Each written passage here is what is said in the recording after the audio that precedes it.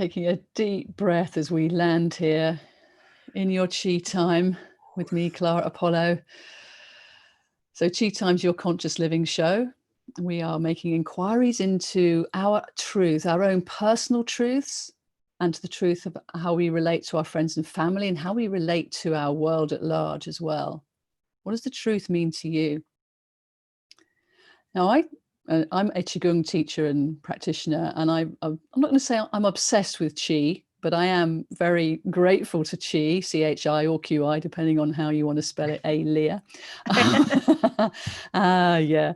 And I think that Qi is actually the language of truth, and everything that we do around this vitality life force, I mean, it animates us, and it and when we trust this truth and this language of truth at our center, then we can trust ourselves to make the right decisions moving forwards to activate the new earth that we're here to do together.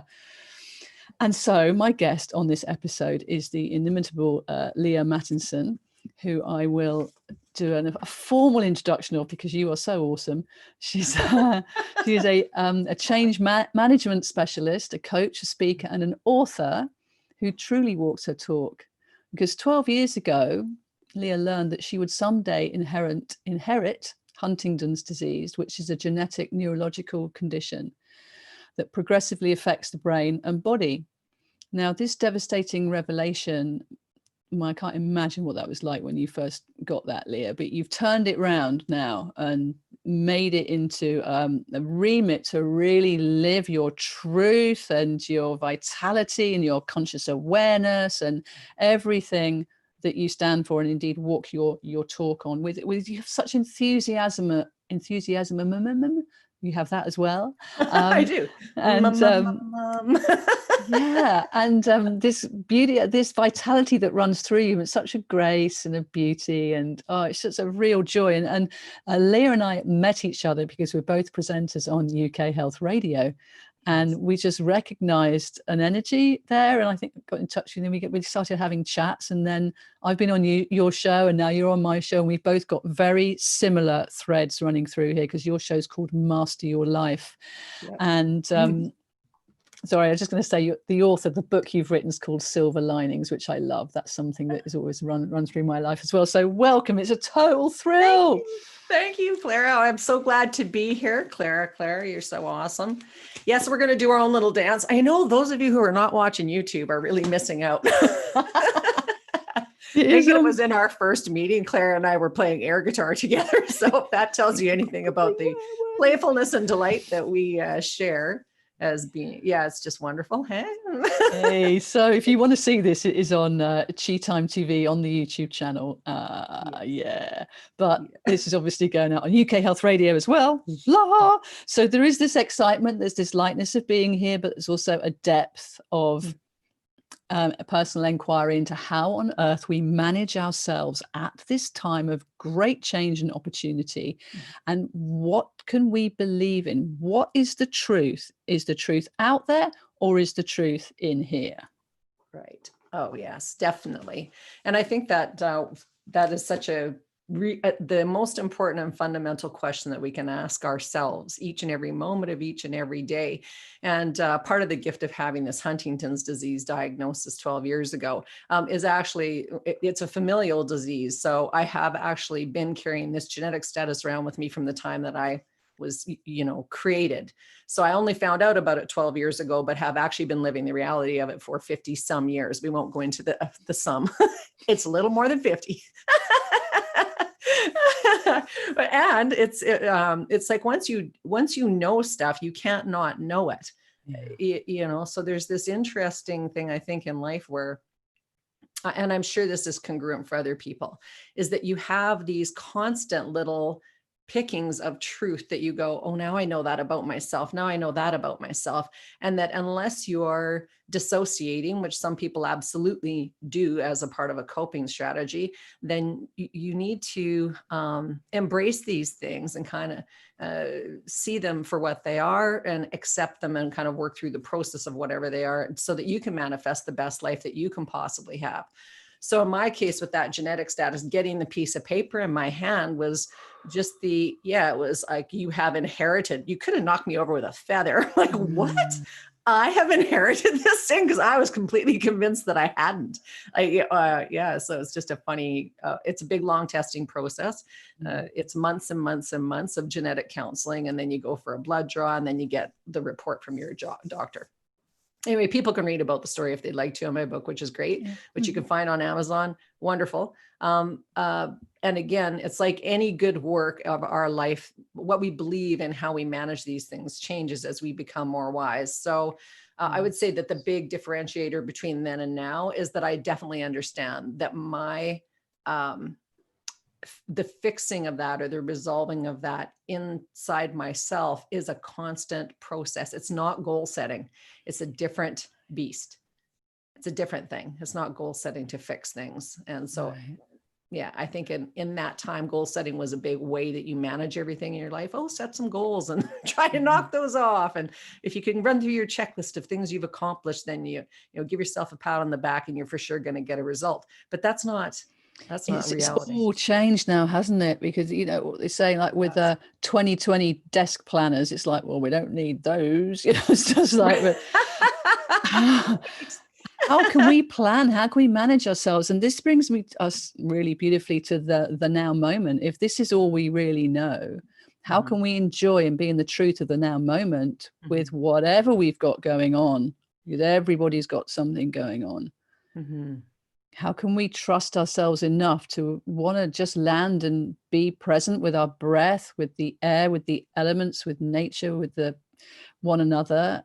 That presence of being in the now moment just seems to be being called through, doesn't it? A lot now. Yes. And trust is a funny and elusive sometimes thing, depending on if we're actually operating from that, from our actual internal presence. And I will say to people, they'll go, oh, I can think my way out of anything. People say that because there's a lot of intelligent people. I can think my way out of anything. If I use my brain, I can think my way out of whatever this thing is that is being created. So whether that's the situation we're living in now as a world, dealing with this virus, or how we're going to run our businesses, or how we're going to be in our families, or how we're going to plan for our financial future, whatever it is. So we go, I can think my way out of it. The problem with that is that we really cannot, that it's this deeper process. And that when we are mind driven only, we get off track so fast because we're not being led.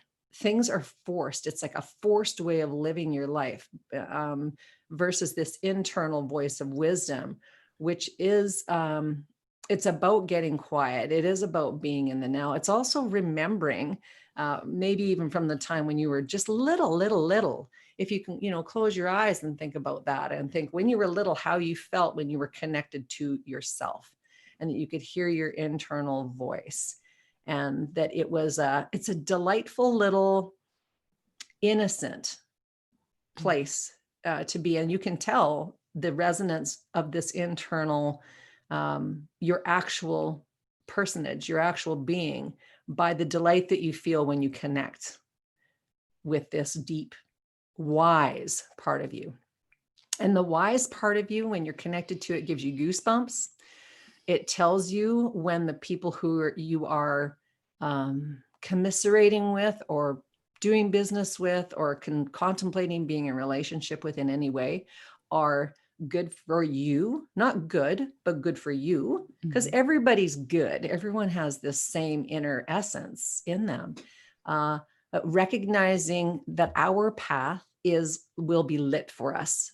So we're all on a path. Everyone has a path. You're never not on your path. It's just whether or not you're going to be on the lit part of your path.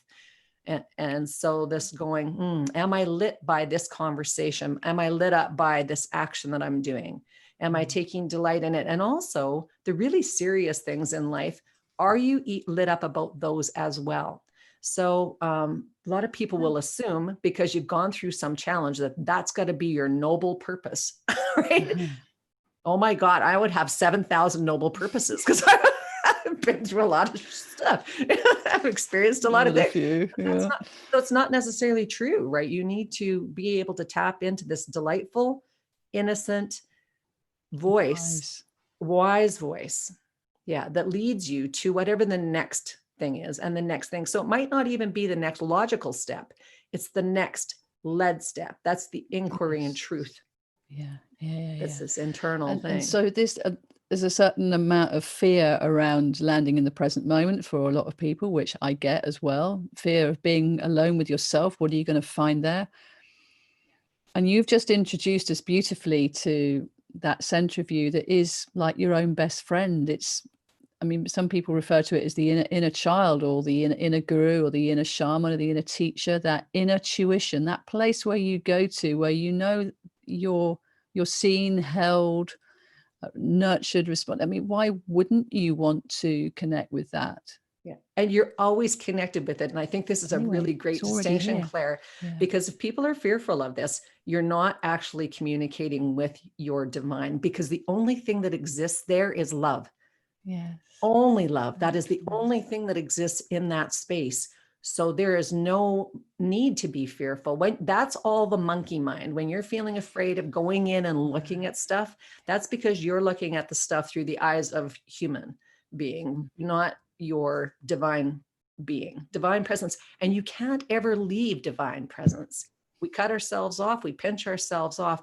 So when you close your eyes, if you're feeling fearful about what's in there, it's because you're getting stuck in mind.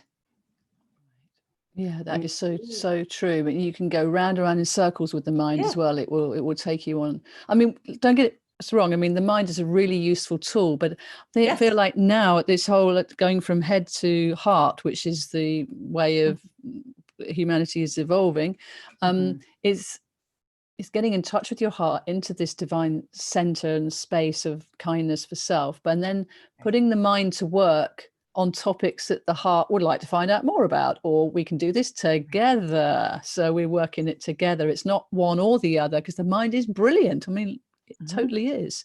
But we need to know our relationship is with us, so it doesn't run off with us on all those hamster wheels of old patterning, of I've always done it like this, or old thought patterns, or stuff that we don't even realize that we're repeating, but it's old mind traps.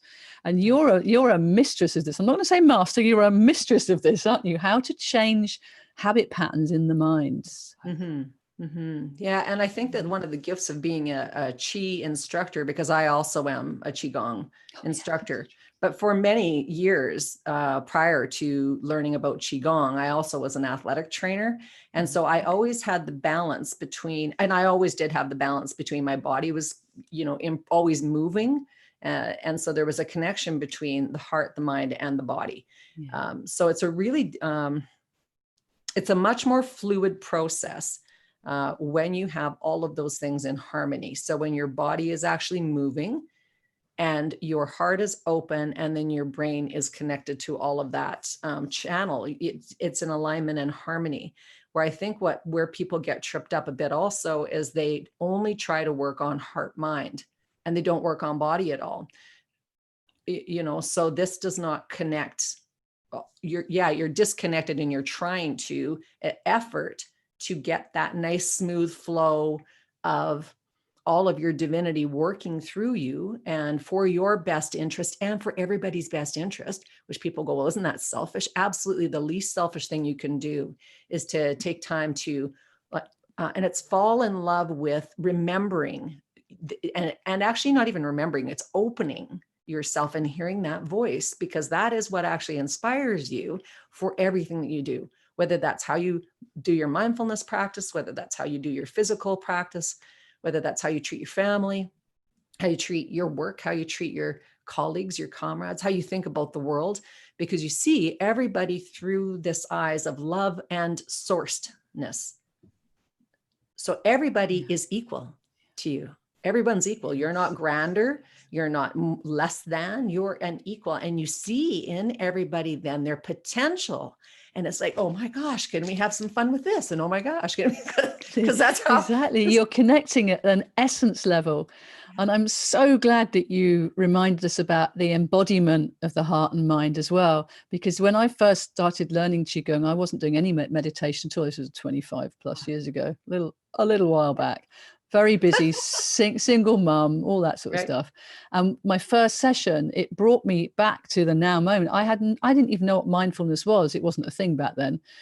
But that idea of harmonizing your mind, your body, your spirit in one way of moving and being in stillness, it was just absolutely entrancing.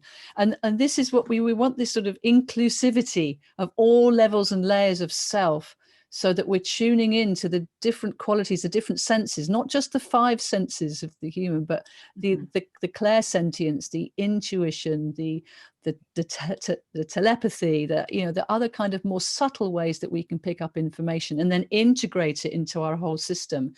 And just like all of us are on a level, and we're coming from the one source, so all this information all has its relevance. It's weave and it's knit together that makes it unique for us. That's our gift that we're bringing through. Yes. And it's, I think a really cool thing too, is when you get in this space and this zone of confidence with yourself, because this is confidence, is where you're going, oh yeah, it's like I'm in attunement, and oh my gosh, here comes the next thing. And it's like, boom, here comes the next thing. And I mean, you're in flow. Lots of good things, but also lots of surprise things. You go, okay, where did that come from? But you're in attunement to what's coming in. And you either know that you can handle it, roll through it, because you have the internal skills and the confidence to do that in the now present moment, or you know that it's coming. You know that the skills, that the backing, the universe has your back. So you know that internally, you know it, because you're so connected that you might be curious about, why is this thing going on in my world right now? But it's from a perspective of curiosity, not of fear.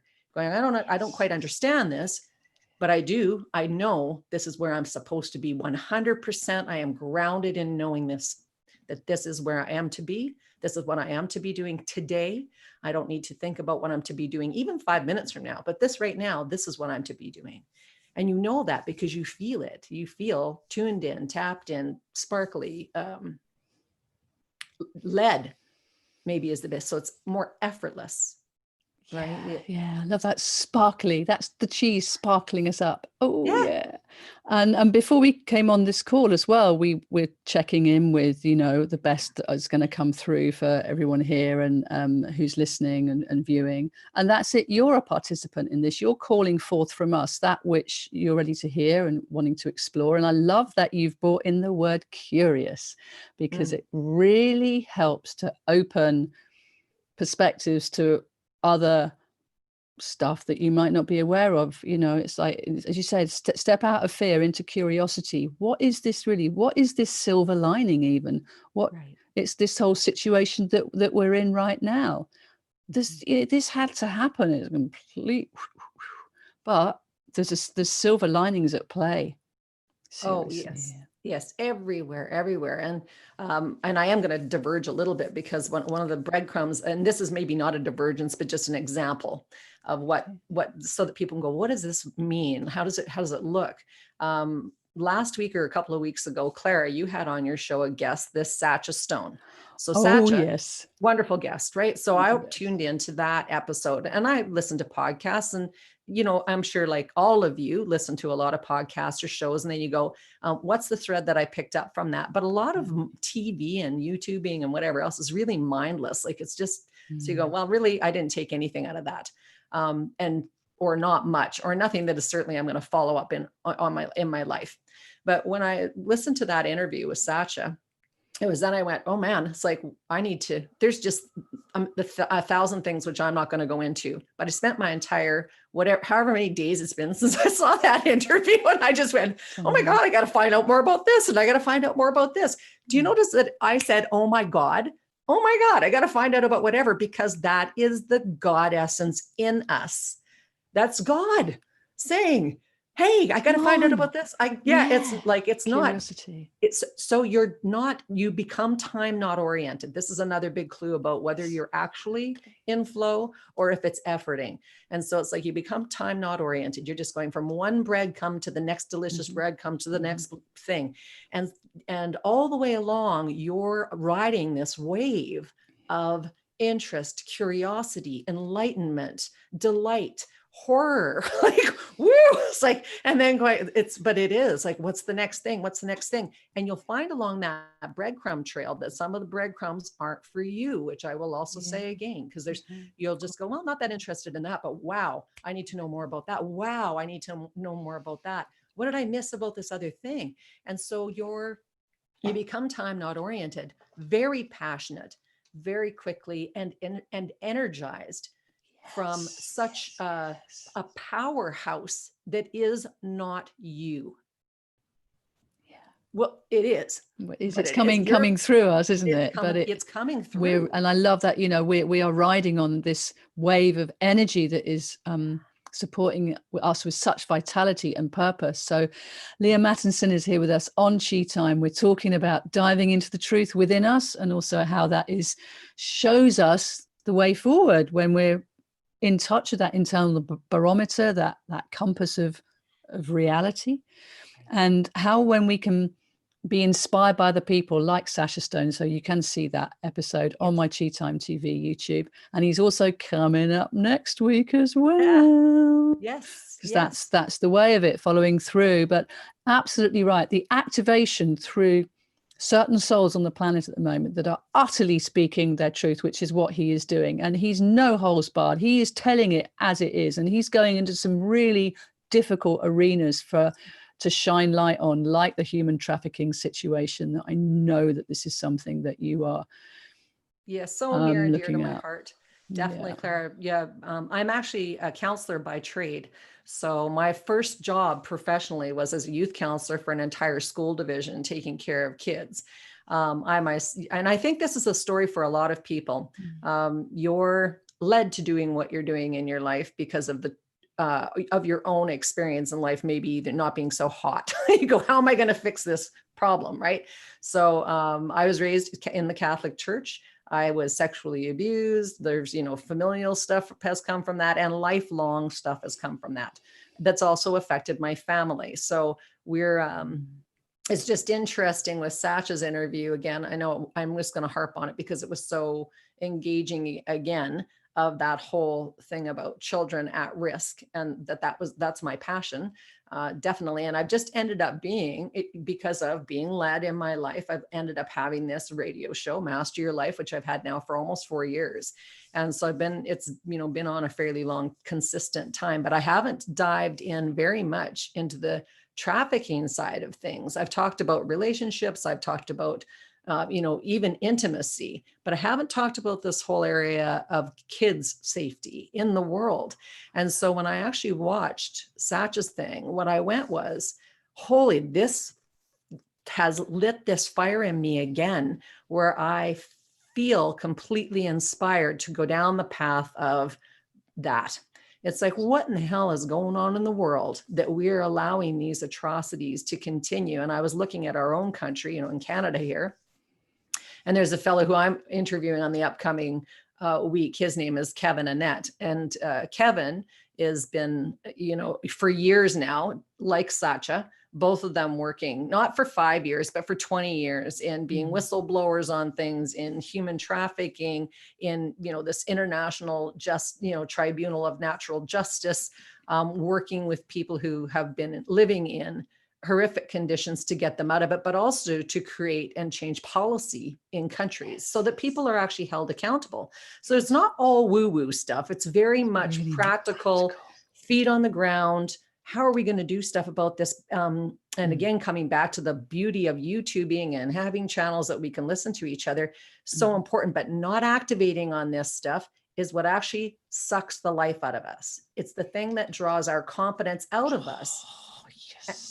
Yes, so exactly. When you're just absorbing this information and you're not doing anything with it, as you say, it saps your energy. So this information, if you get fired up or angry or like, this isn't okay, do something about it. This is the time for us to be activators for our new earth. And as you say, also practical, changing the dialogues that are going on, being brave and courageous with how you speak with friends and family who may not be able to take on board what you're saying straight away. But does that stop us from wanting to share with them these truths? what's going on with this virus really is one of them.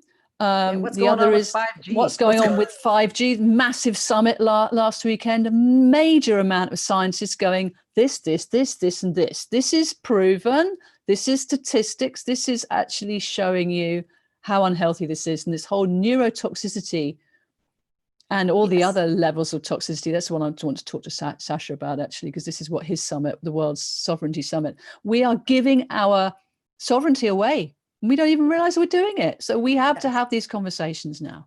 Yes. And in terms of neurology, so Huntington's disease, which is what my book is about, is a neurological disease. So there's nobody more passionate about neurology than me, because it's actually my skin in the game. It's if I'm walking past all that 5G stuff and it's screwing with my brain, who in their right mind would actually go, that's okay for my government to screw my brain over? And my kids are at risk for this. One of my children actually has gone through the genetic testing. She is gene positive. And so it's very, we should be wired to protect our young.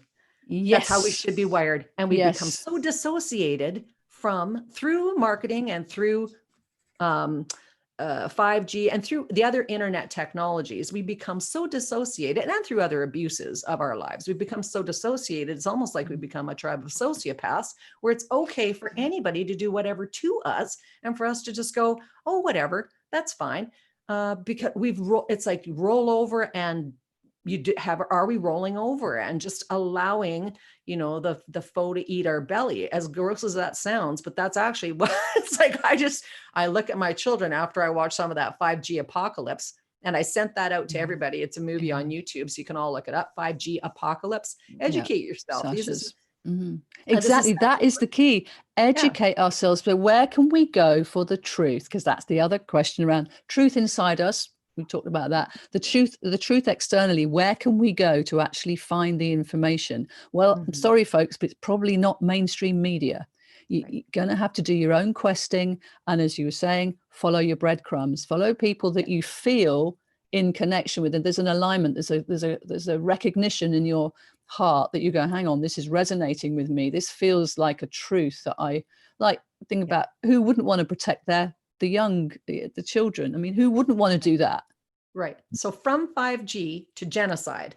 So it's like from all of this stuff that is happening to children to what is going on in our own family, both men and women need to go, this is not right. And to your point, Clara, about it's really about this. You can listen to mainstream media, but also listen to the other and because people want to put their hands over their ears and go, I don't have an open mind. You need to open up your mind.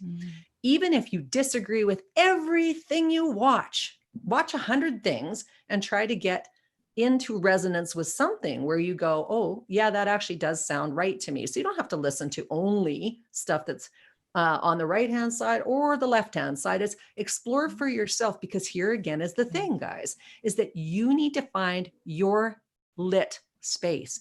This isn't about even influencing anybody else. Like, we can all go and share 500 good books, right? It's like, I know thousands of great books, and I'll say to my clients, here, like, read these, this is, or, take in a little bit. And some people go, that didn't resonate with me at all. I go, ace, but you took you looked at the cover, you looked through the thing. And some people will go, that changed my life. Like, I don't know what's going to work for you, but neither do you. And this is the thing, is that we've become so shut off from exploring. Like, think about when you were a kid. I'm going to go back to the kid thing, because that's actually the easiest way for people to get around this, I think, is that imagine when you were 4, 5, 6, and that your constant curiosity led you to whatever the next thing was, and that then you went, no, that's not for me, and yes, that is for me. But if your friends said, hey, play with your truck in the sandbox in this exact way, you would have said, go get beamed. I'm playing with my own truck the way I want to play with it. Like, you just wouldn't play along like that, right? Get in that space right now in your adult body and go, what is it that what truck am I supposed to be driving? How many things am I supposed to be doing? What sandbox am I even supposed to be in? Am I in the wrong sandbox? Maybe I am. It's like, maybe I'm in the wrong neighborhood, like, whatever it is, but get in the playful thing and open yourself up. You've got so many hours in a day. We have so much time to explore and see what it is that lights us up, and then go for the next step. Time, explore. Time shifts and changes, doesn't it? It's not Yes. always linear. There is that quality of time that can expand within us and become. And that was a little process. I was saying to Leah, she got a little process for us to go on. And I think it's this childhood. If when in doubt, go into the child and then go, what would my child think or say? And I love that. You know, I don't want to do it like you're doing it. Of course I don't. I'm doing it my way. That's how children are. They're naturally creative explorers. And so are we. That's still Right. part of who we are. Yes. Yes. And they're also natural levers. They're natural levers of things too. They just go, well, that doesn't make any sense for me. I don't want to be in your sandbox. And so they don't. So they don't tolerate stuff. They don't eat things they don't like. Like they just go, that's not for me. Even if you spent all day cooking it, just go, that's not for me. Thanks. Don't love it. Right, right. But it's very empowering, right? To go, oh, what do you mean if I actually just released myself from all of this mind trash? It's even the people who you hang out with, right? You go, this is not the sandbox for me to be in. And right now, this is an important thing because we've all been indoctrinated, marketed to, that you have to believe a certain storyline. And maybe this is another gift that came out of having this really atrocious Huntington's disease diagnosis thing, is that I just went, there's no help for me. That's what the doctor said. He said, come back when you're symptomatic. I'm like, that seems like a crazy solution. Best was the biggest gift ever because I didn't look to them for any answers. I just went, yeah, you're right. You're right. Why would I rely on you? I've never been on medication anyway. So why would I think that I'm going to need that in the future? Like it changed a lot of things, but it changed who I hung out with. It changed how I thought about my brain and how I thought about what I brought into my life, because there was a lot of things that I might have taken the regular road because it's just, that's what you do. You hang out with those people because that's who you hang out with. And I went, nope, I need to reduce my stress. I need to improve blood flow to my brain. I need to nourish myself. My lifestyle needs to be good. I need to hang out with people who are positive and uplifting and all this stuff. And I had 2 children by birth. So this body housed, and incubated 2 babies. And then I raised another 4 kids. So I had challenges, believe me. There was lots of challenges, lots of trials and tribulations, lots of, oh man, anyone who's got children knows that there is things that you don't have any control over, right? But you love them through it and you love yourself through it. So there was so much wisdom that I was allotted by having that diagnosis that I think a lot of people have not been allotted, but here, because they just have been living life like everything's okie dokie, right? But I went, the mainstream is not where I need to spend any of my time. I turned my TV off. I did not get involved in social media. When people go onto my social media pages, they go, oh my gosh, like your pages are so clean. Why is that? Well, because I just knew that that's how I needed to and wanted to wire myself. I wanted to wire my brain and my life in a way that was really like positive, optimistic. And so I've got some criticism for that. Can you believe what it is you're choosing congruently and intelligently what is right for you. You're bringing everything back for consideration to that in a barometer. Is this right for me? Is this right for me? Is this not right? Sometimes I will look at mainstream media just to see what are they punting out now. Right. Because one does need to be kept informed, but I will go in consciously. It won't suddenly come at me, because that's the other thing, the whole shock factors and keeping people in fear is about the whole control thing. But you're choosing. You've got the remote in your hand. You can choose to turn it off. You can choose who you hang out with. But I also think it's important to bring up here the topic of separation versus unity consciousness. Because if we are all one on this one divine planet, we are all in this together. And anything that makes us divert or say, you're wrong, I'm right, that should be sparking the warning signals, because we've all got a piece of the jigsaw puzzle. We've all got a perspective that's interesting. Yeah. If we've got time to listen to what other people are saying from a place of they're not trying to convince me that they're right, but they're showing me where they're at with their curiosity pathway and what they're finding out.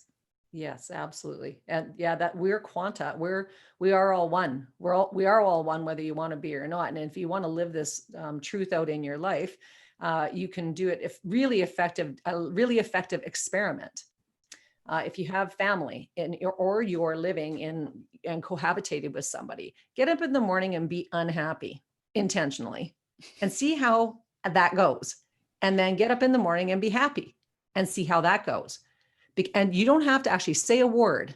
Just get up in the state of unhappiness or the state of happiness. And how your morning goes will already be played out. Before you do a single thing, before you say a single thing, you've already set the script. And just do your own little experiment. This is how powerful we are without saying a word. But it also then,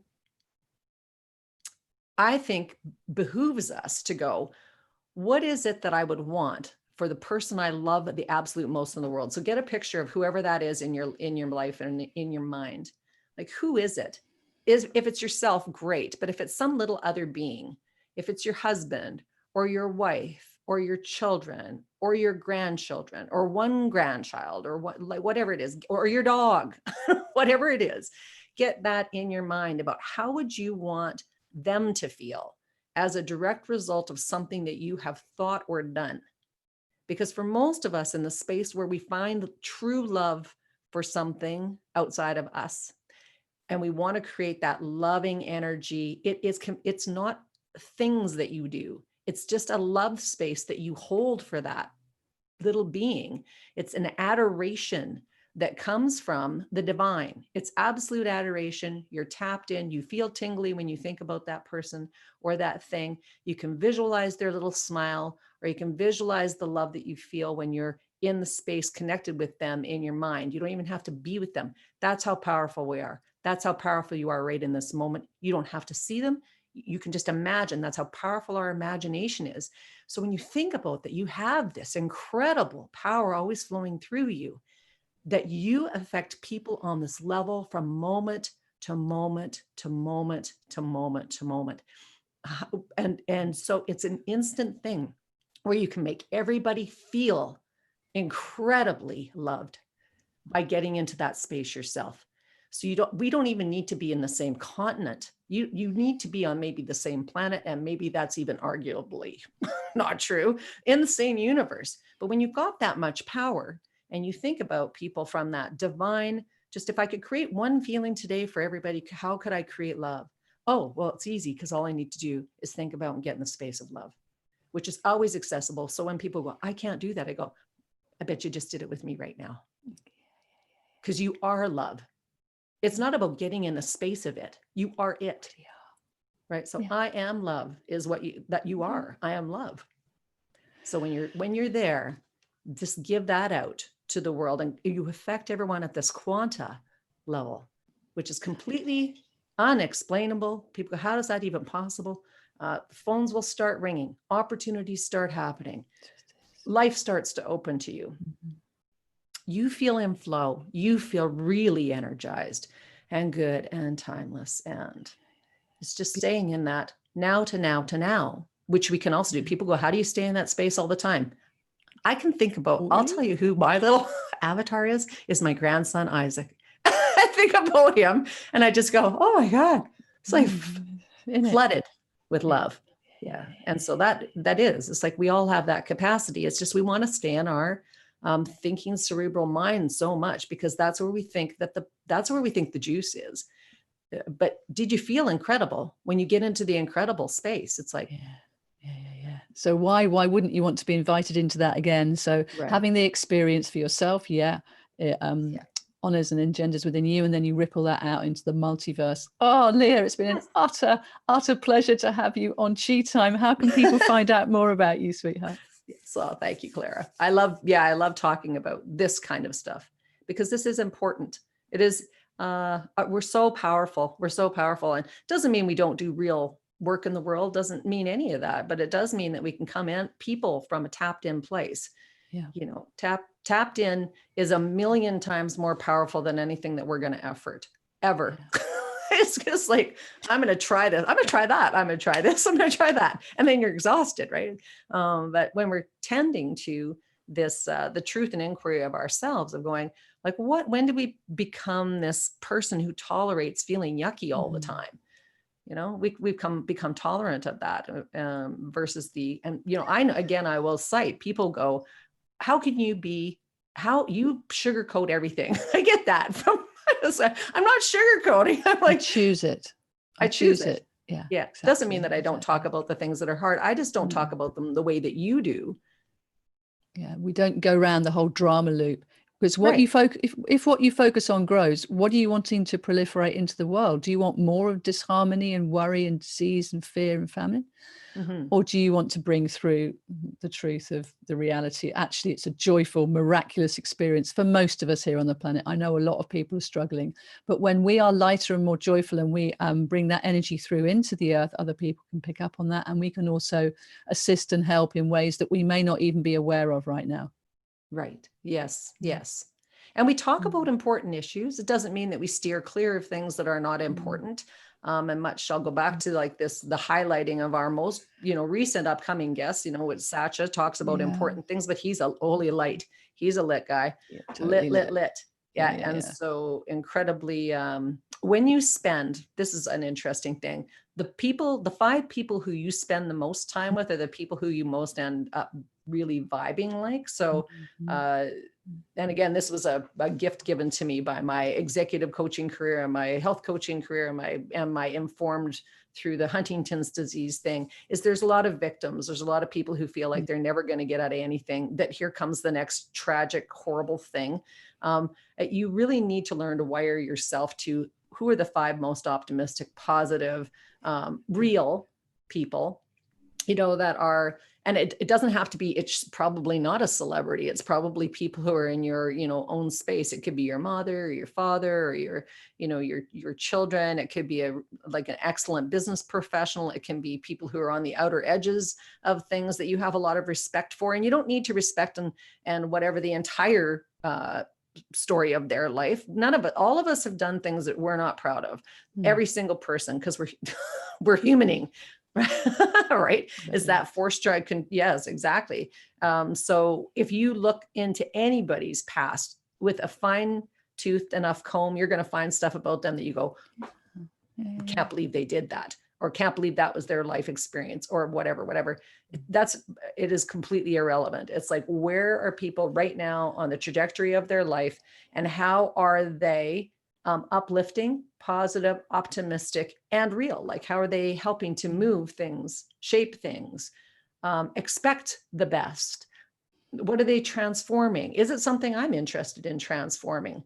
And again, coming back to that, the truth of the thing for me, because there's lots of things people doing great things in the world that do not speak to me. No, and that is fair enough. The idea is to find out what it is that you're here. What is your soul purpose? What are you affiliated with already? What do you already find yourself being interested in? You don't have to go and search somewhere else. You already have that within you. It's already there.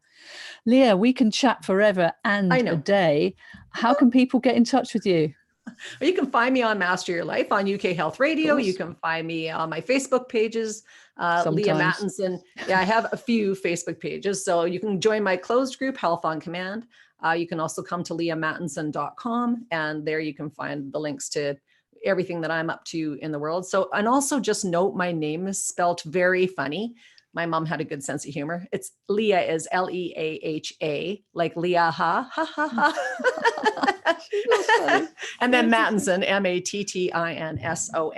Mattinson.com. But yeah, you can find us. You can definitely find us there, and you can reach out. The other thing I will note too, on the reality side of things, is because we're talking about things that are fairly out there in the world of the, YouTube, Facebook, there is real things going on those platforms that are shutting people down who are talking about things that are, like this. So, so be in touch. Don't wait to be in touch, I guess is what I'm saying. Is if any of this stuff is resonating for you, then be in touch with Clara and myself. Be in touch with whoever it is that you're hearing. Reach out, because they'll reach back, in whatever way. People are very interested in connecting now through any way that they possibly can. Doesn't matter where you live in the world. But if that got cut off, it's like, who are you actually connected with, and how can you reconnect? Are good questions to ask yourself. Very good. Very, very good questions. Let's do this again. Thank you very much for all you've shared with us here on this episode of Chi Time, Leah. You're very welcome. And looking forward to your next show, Master Your Life, both of us here on UK Health Radio. And keep your chi up, my friends. And thank you so much for listening and watching.